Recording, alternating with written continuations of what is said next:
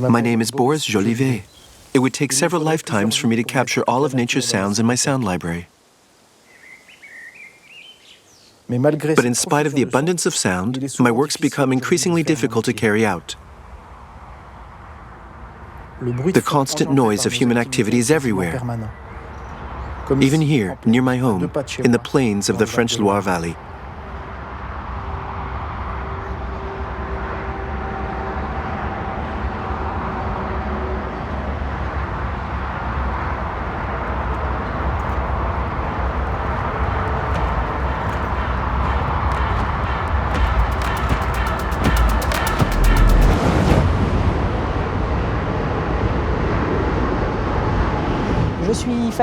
I'm Fanny Mietlicki. I'm the head of Bruit Paris, a non-profit environmental organisation. Noise in cities is the second highest environmental cause of morbidity. Air pollution comes first, and noise is second. People don't necessarily realise it because they think they can escape noise more easily than they can pollution, for instance by moving house. But the consequences are very serious.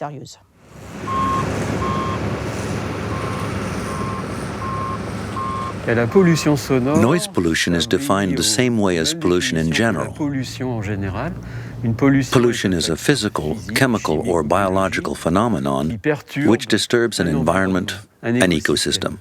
It can disrupt human ecosystems and the ecosystems of the animals living alongside these humans. And obviously, noise pollution disturbs sound perception.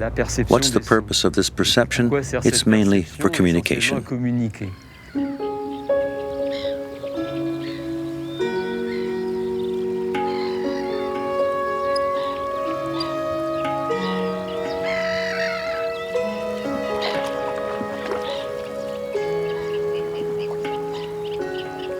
I started working in this field 25 years ago. I've been able to live off of it for the last 20. What I like most about this job is the time I spend outdoors. It's what I've always loved about it, being in nature and discovering all the variety and diversity of its fauna. At the end of the day, I'm a naturalist who's passionate about audio. I'm an audio naturalist.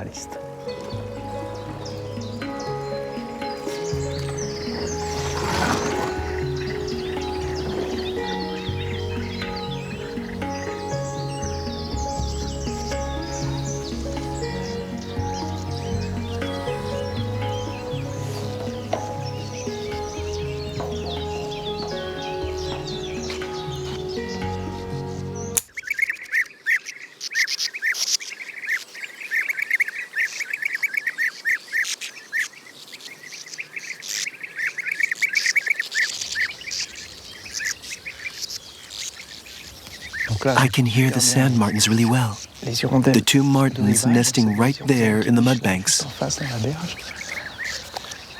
And there are bee-eaters flying left and right in the background. That's characteristic of this environment, those little cliffs of mud. There's a black-headed gull passing by. Frogs on the right, a lark in the background, lovely little ambience.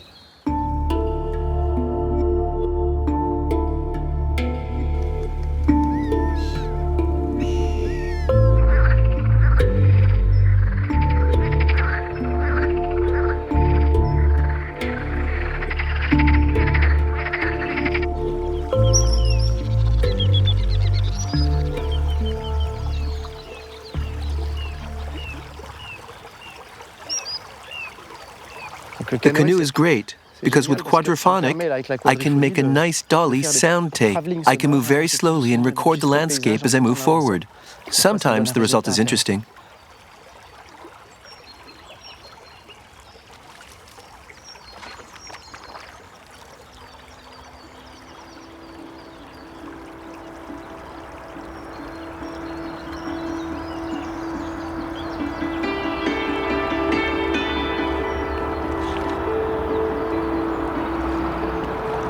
The Loire region is very rich. Here, nature is pretty much unspoiled. Unfortunately, when you leave the Loire riverbed, there are roads. Near them, residential areas are gaining ground. Humans are eating away at nature. So nowadays, it looks as if the Loire River is making its way through human territory. The bottom line is, it's getting difficult to be a sound recordist in the Loire region because of the surrounding noise pollution. We're standing still listening. We're keeping an ear on nature's sounds. So, of course, this pollution has an impact on us.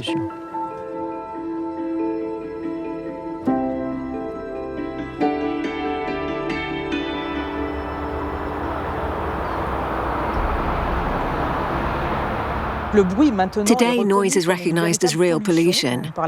We used to talk about disturbances, but now we use the expression noise pollution because we now know that noise has an actual impact on health, ranging from discomfort to sleep disorders, increased risks of developing cardiovascular diseases, or even hypertension or type 2 diabetes.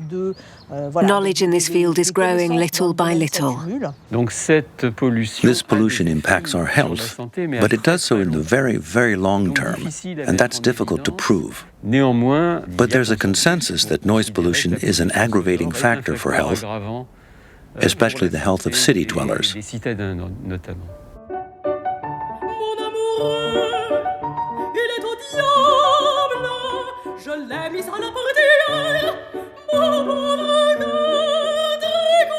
If you are an opera buff, you would go and listen to Luciano Pavarotti, and the output level of his voice, one of the reasons you'd go and listen to him, was 130 decibels.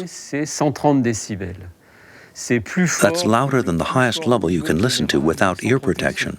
And people went there with real pleasure. On the other hand, if you're very tired and you need to sleep, a noise of just 40 decibels from your neighbors can be insufferable. So it all depends on the context in which we choose the sounds in our environment.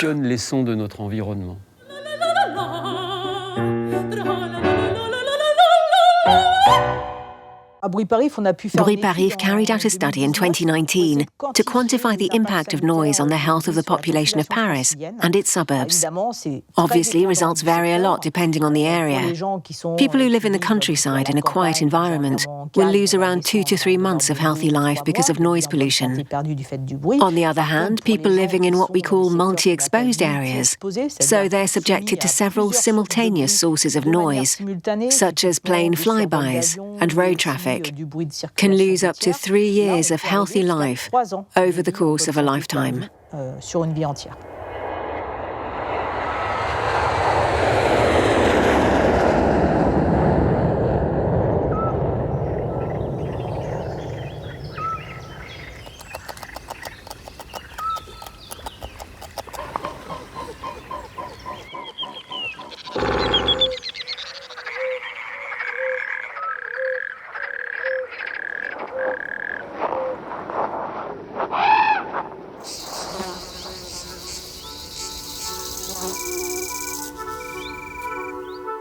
Everything that makes a sound is interesting to me, from the tiniest of creatures to the whale.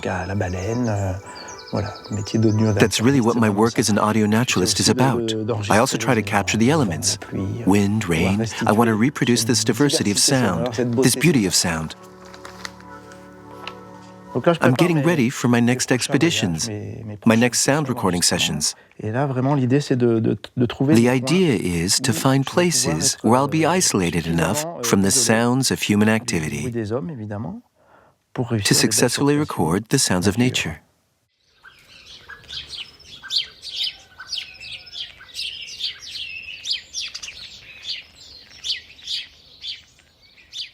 25 years ago, I used to record right here. I started here on the banks of the Loire River. It was much easier than it is today. Nowadays, even at 3 in the morning, it's very difficult to record without getting some background noise. American specialists like Bernie Krause with his book, The Great Animal Orchestra, developed the idea that there are probably only about 50 places which are genuinely silent, places where there's no background noise from human activities for at least 24 hours straight. And the question is, do places like this still exist in France? Here, I'm studying maps. I'm looking at where the roads and the relief are.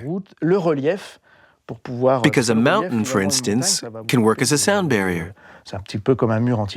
It can block out noise for several kilometers. I also have a map of France's airspace, which pretty much allows me to see flight paths, so I can try and avoid these as much as possible.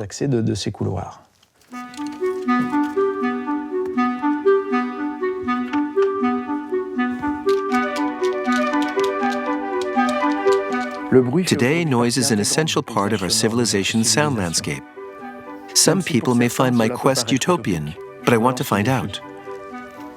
Do havens of silence still exist? Places where we can fully appreciate nature's magic?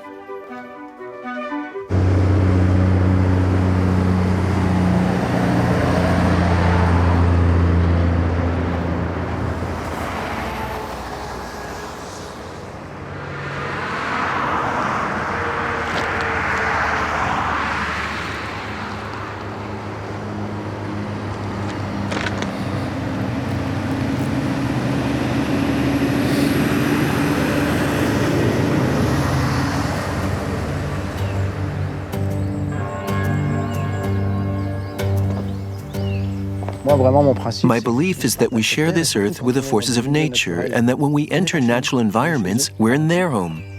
They have their territory where they live, which is marked. We're intruders.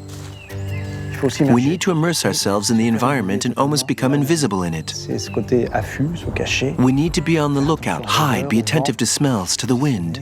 We need to get into position and wait and observe how living things actually exist in this place. You can't bat an eyelid, and because my microphones are very sensitive, even the smallest movement or friction is going to be very noisy. So you have to be really zen. Not moving anymore, and just listening is like a calming technique for me. It's almost therapeutic. It helps me. I need it.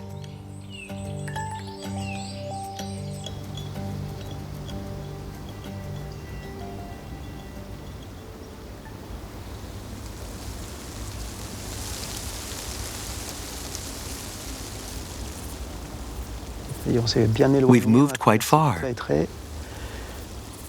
We've crossed the beech forest and a steep-sided spot that I'd seen on the map. And you have to admit, traffic sound has almost disappeared. I can still hear it just a bit.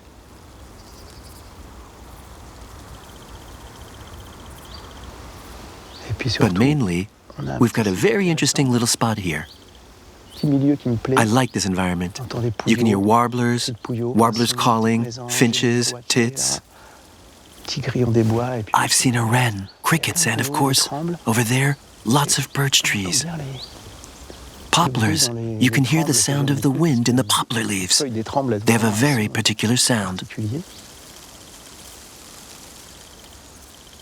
It takes time, but placing the microphones is like framing a shot. It's important to take your time.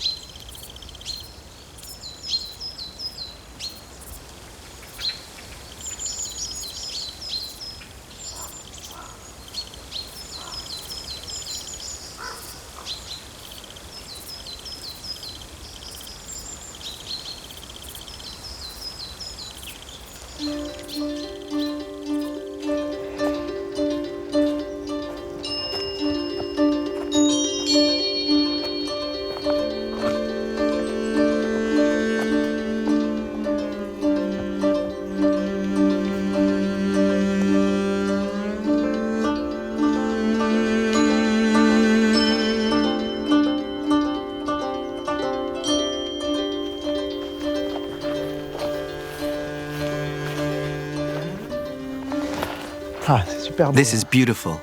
It's really wild here. I didn't think it would be so wild. This is a first for me, coming to record in the crater of an extinct volcano.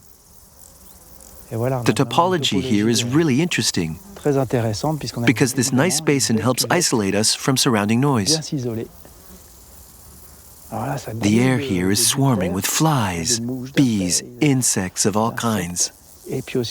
And you also have grasshoppers and crickets. I can hear them buzzing in all directions. We're going to try and record all these sounds, but we'll set up right in the middle of the crater.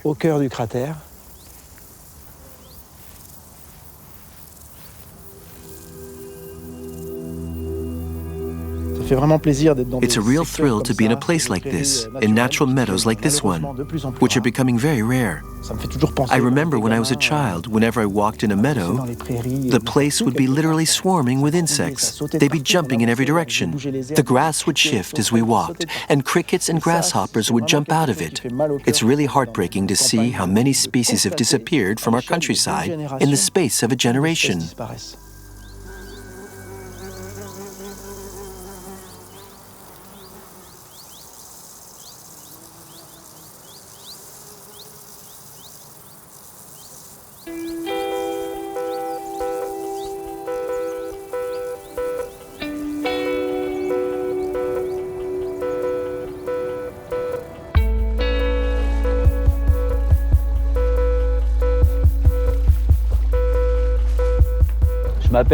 My name's Denis Audi. I've been working with the WWF for 20 years to protect the large and small mammals of the Mediterranean.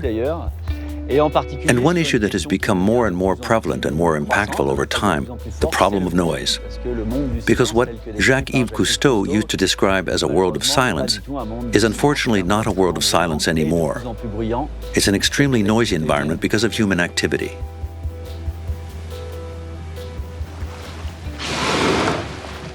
The lockdown was really an exceptional period for fauna and flora everywhere, at sea and on land. We'll probably get really accurate indications when we start working on acoustic data, because acoustics are a really great way to explore marine environments nowadays. There is so much pressure coming from human activity, so much disruption. Marine mammals live in a world that's defined by sound. Underwater, eyes can see for a distance of about 10 meters, which amounts to nothing. So for these animals, a mental representation of the world has got to be acoustic. Just imagine living in a world where you're constantly experiencing flashes of several hundred watts. You evolve in a world where you're being dazzled all the time. This cargo ship here is a maxi container. It's over 300 meters long and sails at a speed of 16 knots. This kind of ship is particularly dangerous because when it hits a mammal at a speed of over 10 knots, there's a kind of threshold where the mortality rate following a collision can go up hugely to 80%. Ferries sail even faster. This cargo goes at 16 knots, but ferries sail at 23 or 24 knots. That's why our goal is to try and give captains the means to avoid the animals. In order to do that, they have to be able to locate the animals in real time. We're trying to develop an intelligent system of buoys using passive acoustics. They don't emit any sound themselves. They simply detect the noise from the animals in order to locate them. We know they emit a range of different sounds. That's what we're checking here. Do we have enough sound signals to locate them? Then the 4 buoys will collect sound simultaneously. Because sound propagation is not instantaneous, each buoy will receive the sound at a different time. This is how we'll locate the animals. That's the basic idea. Then we'll send the position to the boat sailing in the area.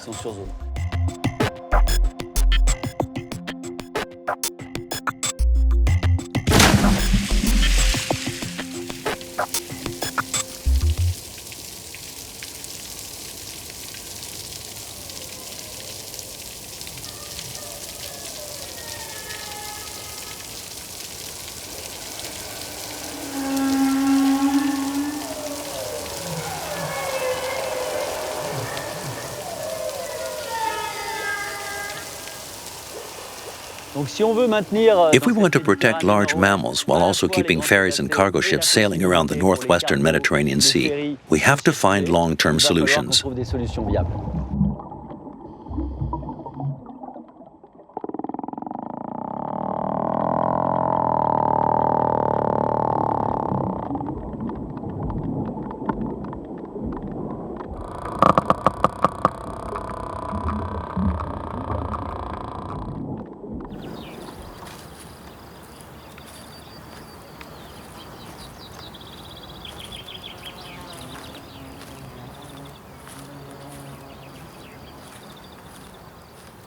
Sometimes I make a little detour just to come over here and find some serenity. Good listening conditions. Good listening conditions, and to have the pleasure of listening to a sound that is just pure, free of any debris. This is pure joy. Here you can have long stretches of time with no disturbances at all, even during the day. Yeah. It's extraordinary. Uh-huh. I don't know many places in France where you can experience half-hour slots during the day without the slightest sound of an engine. Yes. Or a tire on the road. These spots are becoming so rare. Extraordinary. Where I come from in the Vosges Mountains of northeastern France, the most you can hope for is 4 minutes between two planes. Of course, it gets a little better at night, but not much. I find it terrifying. But here, it's okay.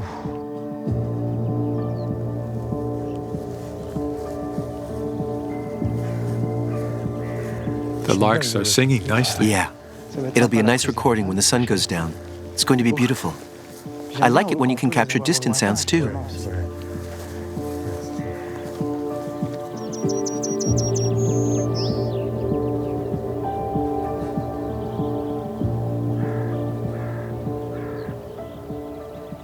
That's lovely. There's no wind either. We'll just hit record and stay silent. Okay for you? Yeah, fine.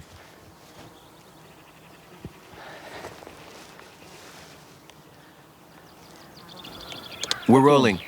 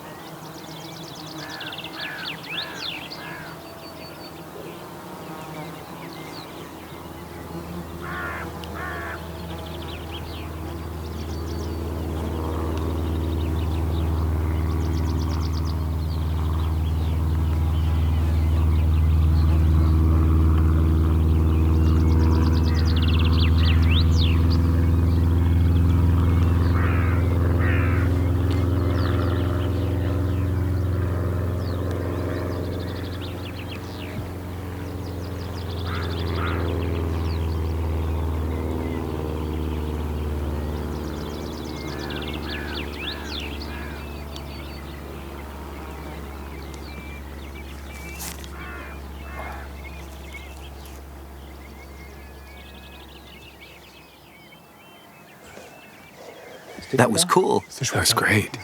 Great recording. It was very lively and evenly placed, really nice and well laid out. The acoustics here are very peculiar. There's not a whole lot of reverb. The sound is quite dry and pure. At the same time, though, each element, Each source. is quite defined. Everything has its own place. That was brilliant. And the plane at the end, I recorded it anyway because it sounded very particular. Yeah, why not? The dish was pointless, but the stereo pair must have picked it up nicely. It covered all the other sounds. It was a small plane, so it was flying close by, and it covered all the other sounds. But I recorded it.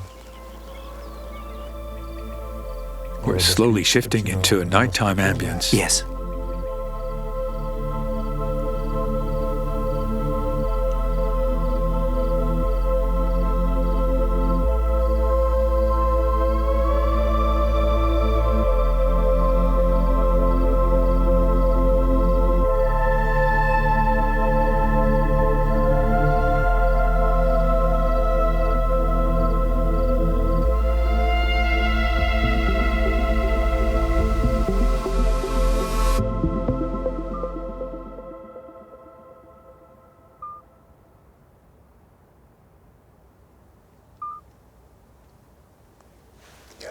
There's a midwife toad. I can only hear the one over there. I have a feeling there are more over there in the background, but we can hardly hear them. Let's get closer. Wait, it's amazing. The crickets have stopped.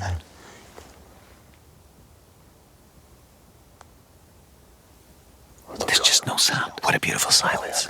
Amazing.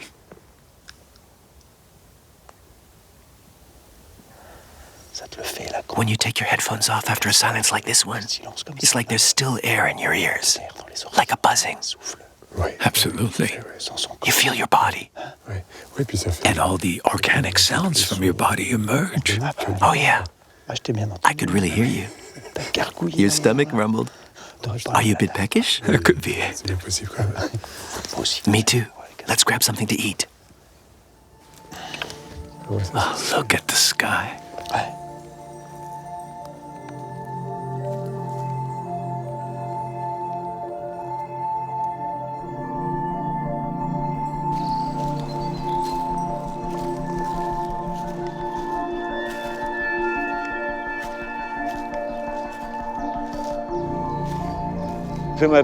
My name is Thierry. I'm a researcher and I specialize in animal acoustic communications and specifically acoustic communications in birds.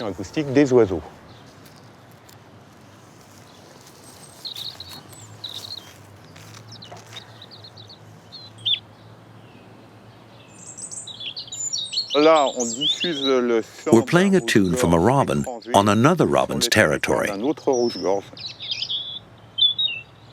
He's not happy because this alien robin is trespassing on his territory.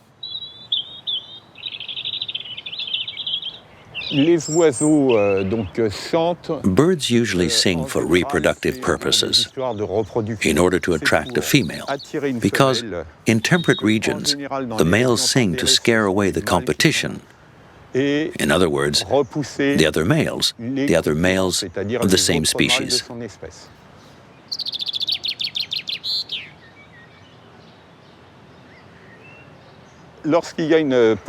When there's noise pollution, from human activity for instance, this noise pollution is going to layer on top of these signals and ends up scrambling communication.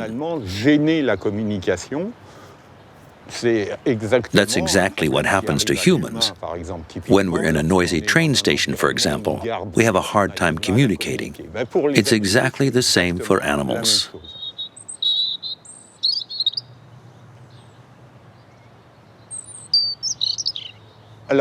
Some birds change the frequency of their tune to rise above the noise. There's a textbook case, a great tit which sings at a certain rather low frequency when it's in the forest and sings at a higher frequency when it is in the city.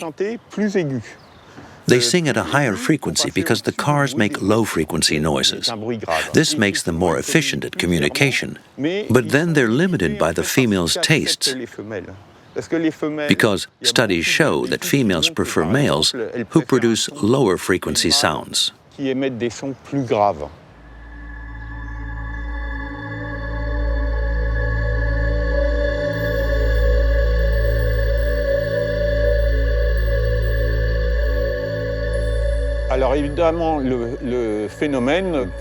lockdown, this phenomenon did not occur. Bird species who used to transpose the frequency of their singing did not have to do it anymore, and it's fair to assume that their reproductive success improved during this period because they could sing at a frequency that suited females better.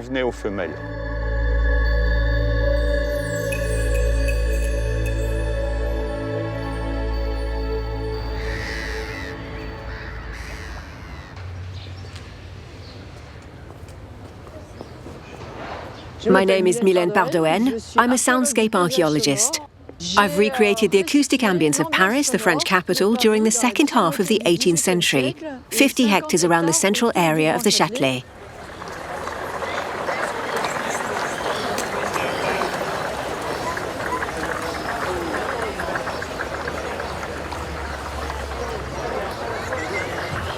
We're diving into the past, but diving into the past with sound. A Parisian in the Châtelet area will help us rediscover the day-to-day Paris of that time with our ears. We're going to listen to sounds that aren't part of our everyday life anymore. My work is to help rediscover this acoustic reality, or this sensoriality of the past.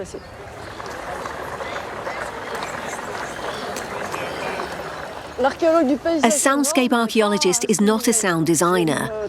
I'm not chasing butterflies, I'm chasing sounds. I'm tracking down sounds that still exist and are still present in our daily lives. Some of the sounds still exist in workshops, some in places that have kept their characteristics from the past. The topography has drastically changed here, and all the ambiances have been modified as well.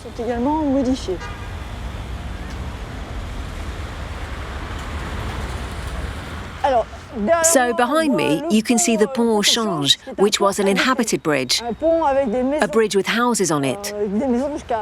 Houses up to 5 stories high on the bridge. Imagine the height. All around, there would have been 50 bell towers, as well as those of Notre Dame.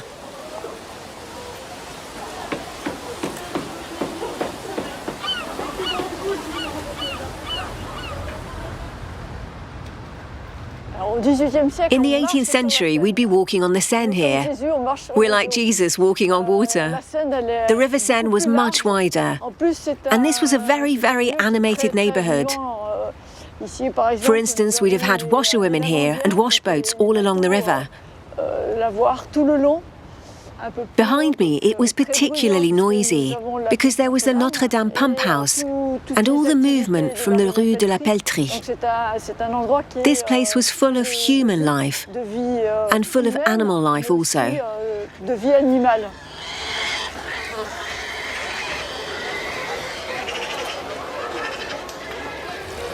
In the 18th century, a sound was a marker of time and a marker of space, so it wasn't perceived as a nuisance. Depending on the church bell, you'd know where you were and what time it was.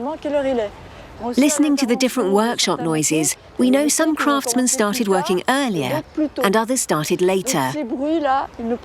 Each and every sound allowed people to situate themselves in space and time. Nowadays, if you want to locate yourself in space and time, you're likely to use a smartphone or a watch. We have tools. We certainly don't rely on our ears. We always want our ears to be comfortable.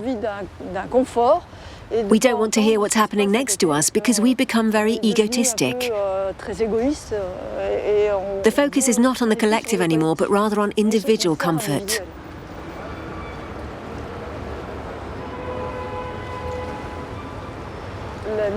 The idea of noise pollution emerged with modern society. Why is this? Because now we have constant noise, and it's wearing us out. Our ears are always in use. They're never allowed to rest anymore. Late at night, and sometimes all through the night, they're working because there are still sounds. Infrasounds that strain our hearing.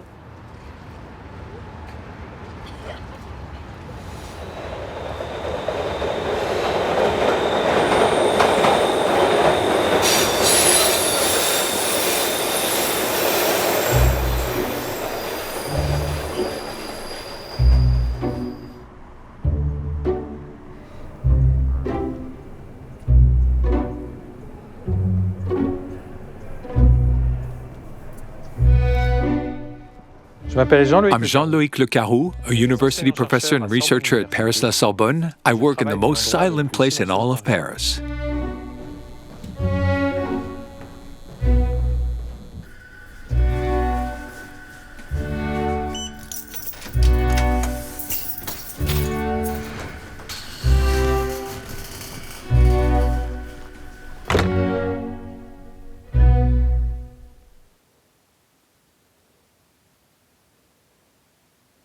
This is a place that is completely isolated from human noise and vibrations. It's an anechoic chamber, a room with no reverberation. It's a big block of concrete inside another block of concrete. You can see unusual foam shapes here. They're called dihedrals. These shapes will facilitate the absorption of lower frequencies, the sounds with more bass. The metro, for instance, passes nearby, and we don't hear it in here at all.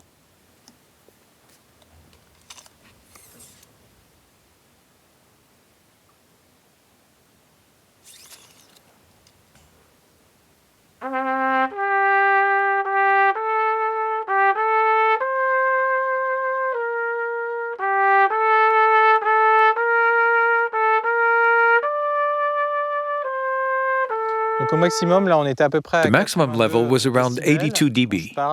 The level when I speak is around 65, 70 dB.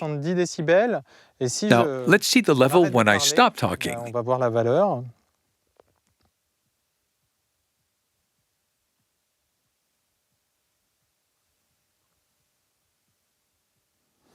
It's around 15, 20 dB. Humans are not used to being in such a quiet environment. Even in the countryside, the levels are around 40, 45, 50 dB when there are no other sounds from human activity. That's why this place is really special, because at the end of the day, it has no natural equivalent in the outside world, where the noise level can be as low. This space is really appealing to some and also a sort of fantasy. Some people say that if you stay in an anechoic chamber in the dark for over an hour, you'll start feeling dizzy or even have hallucinations. I work here on a regular basis, and it's true it can be unsettling at times. Each noise becomes very present. I don't think it can make you crazy, but then again, each person has their own sensitivity to sound.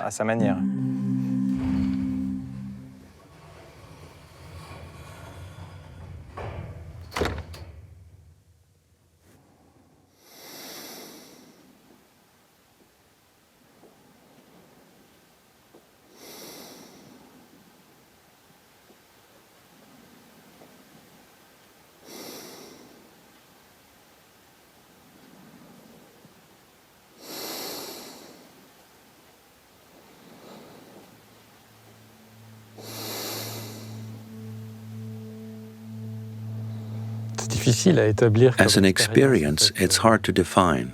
I think that my main goal in coming here was to test my threshold. In other words, what's the level of perception at which I no longer hear anything other than myself?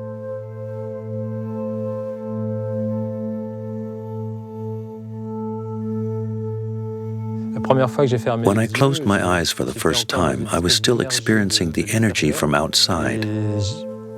It was still vibrating in me. There was an intensity, and then gradually the intensity decreased.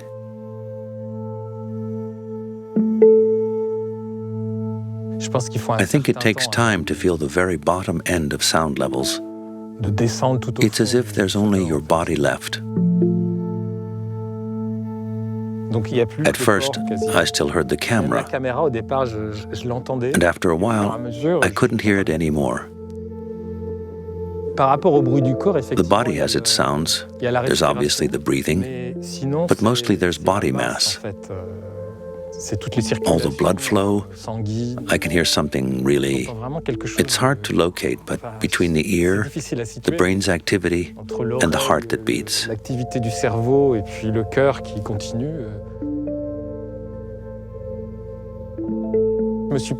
I didn't feel awkward, actually. I thought it would stir up old anxieties, but actually it didn't. Quite the opposite, in fact. It calmed me down. If I need absolute silence, I'll go into a room like this. For me, that's the most effective. But if I want to live in this space, if I want to feel my being alive, I need to go somewhere else. I'll go out into nature.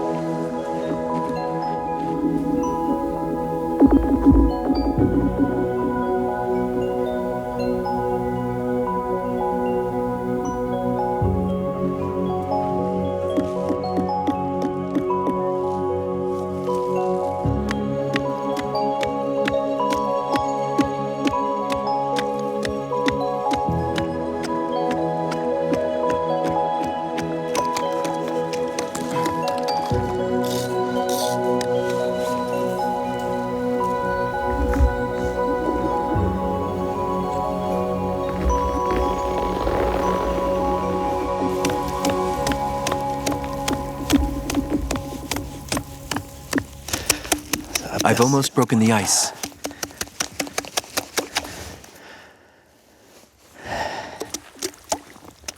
Okay. That's nice. It's about 10, 12, 13 centimeters thick. Perfect. I didn't think it would be so thick. That's just great. I'll be able to walk everywhere. And the sun is already warming it up. That's brilliant. The ice will sing. It's already started.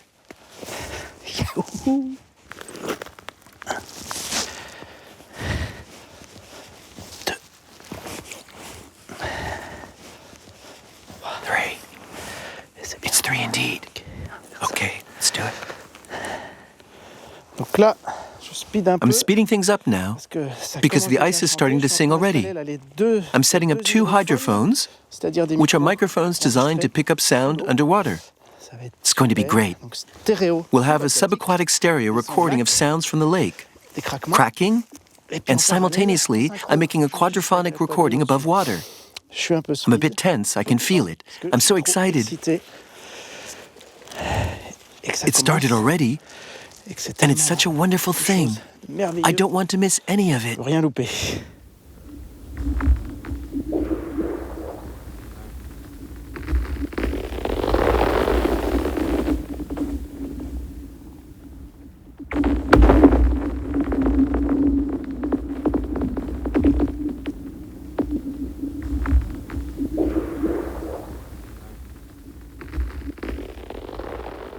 In the morning, when the sun rises above the ridges, it's going to shine all over the ice, heating it up. And as it expands, the ice will produce cracks.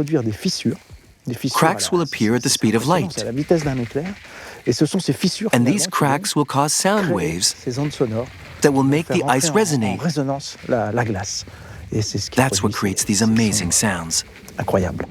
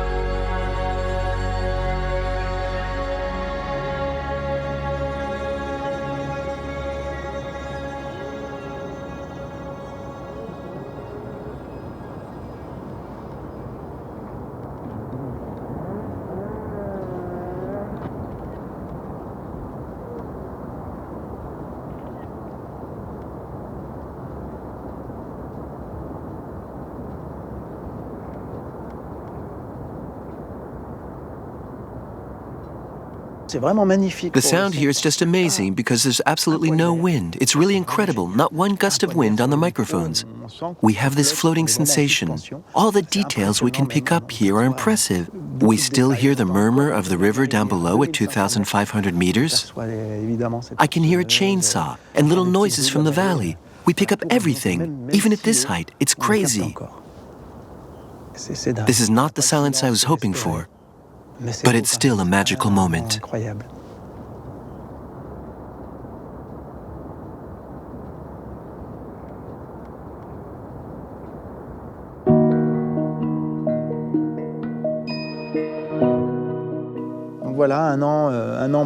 I've spent a year searching for silence in different places, different environments across France. All in all, I'd say I got mixed results.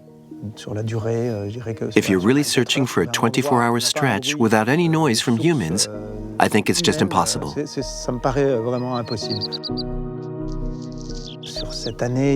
But over this last year, something extraordinary has happened with the pandemic. A major phenomenon that opened up a lot of possibilities was the absence of planes. I realize now that planes are one of the main sources of sound pollution in France. It also allowed people to open up their ears. We've been hearing a lot of people talk about sound. The sound of birds singing, for instance. There's a growing awareness of our acoustic environment taking place right now.